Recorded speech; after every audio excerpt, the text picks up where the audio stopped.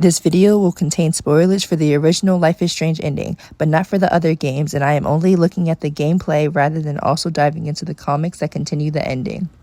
In this video, I will be discussing the ending that saves Chloe and why it feels so anticlimactic, but also how it made the ending greater because of those flaws. This is how Life is Strange captures the meaning of art perfectly.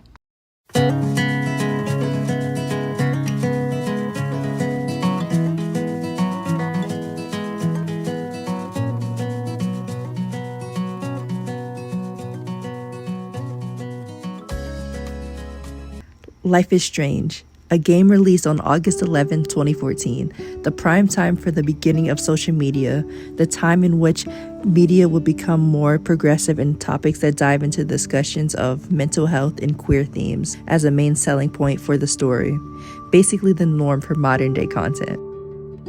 What is art? Is an impossible question. However, I believe art is what you make of anything, and this story shows the meaning of art to the fullest. By the symbolism, questioning oneself, the queer undertones, the emotional connection, and the relatability. This game embodies the importance of art, but how so? Firstly, let's state that art must strike a chord with you, inspire you, make you happy, mad, sad, any emotion in the world, besides nothing. If you feel nothing from a piece of media, then it holds no point in its existence for you. Art must serve an analysis and must serve a purpose. The fact that the media has you thinking of all the elements, as in the ideas, the format, the execution of it all, and even the flaws, just shows how worthy it is to own the title of art. Not all art must have the most meaningful or profound introspection of oneself. It just must strike something within you. Real art is having a piece of media be your favorite of all time, shaped you as a person, and change how you view the world, but also rightfully understand its faults and shortcomings. To understand aspects of the piece that are not as perfect as you once thought. That's the true beauty in art. To notice the problems and still appreciate it for all it serves. Maybe even notice that the problems and flaws make the piece even better, because nothing can be perfect. So how does Life is Strange show art to the fullest potential? This game is messy, it's inconsistent at times, it's dark and not realistic to the modern teen, notably for the dialect, at least for the time frame of the release date. But for one thing, it certainly is that it's art, pure unadulterated art in its best, most genuine form. The messiness, the troubling storytelling, even through that, it's still beautiful. How it conveys a story that questions morality, that adds weight to every decision you make, every consequence you create. It makes you question yourself and all the major things you have ever decided in your own life. Now for the notable flaws. The ending. To sacrifice Chloe or to sacrifice the town. Which do you pick? Besides that, let's talk about the differences. To sacrifice Chloe, that ending spans to be 8 minutes long, while showing a great deal of the aftermath of everything. While saving her is roughly 2 minutes long, with not much to grasp at. Why?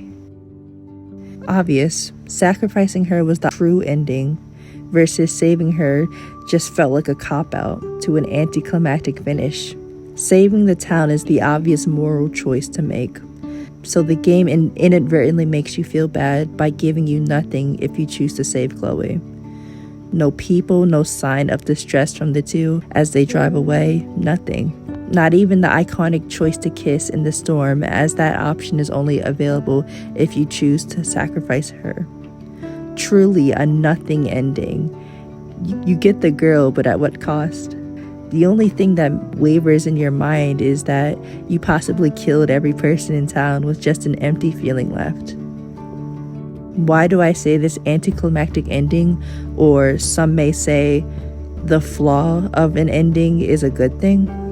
It's good for several reasons. Like I stated previously, saving the town was the moral choice, so the pre-chosen correct one. While in contrast to saving her subverts our expectations of what viewers thought would happen.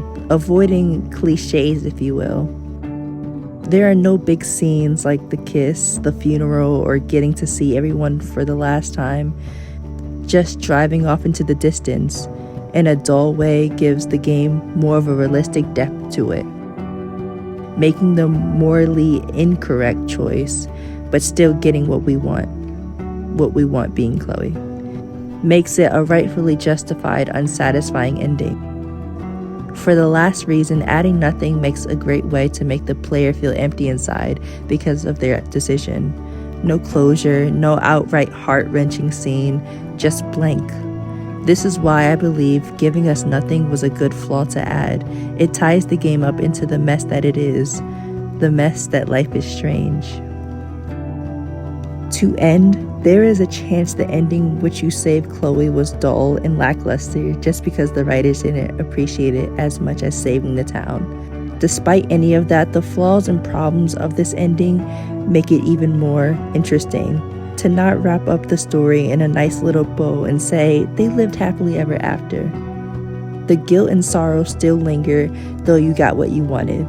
Even if you somehow didn't care for the characters in the town, the story still brings you to tears with the unanswered questions of what's to come next. That is why both endings beautifully wrap up the story in the mess that it is, with one serving an emotional roller coaster and the other presenting the empty dish that it is. By the way, the only correct ending is Bay over Bay, of course. Thank you so much for watching. Please let me know your thoughts about the ending, if you agree or not. Like, subscribe. I may do more videos in the future like this, so I hope you're interested. Also, shout out to Screen Takes for inspiring me for this video. I love his analysis, and you should check it out if you haven't.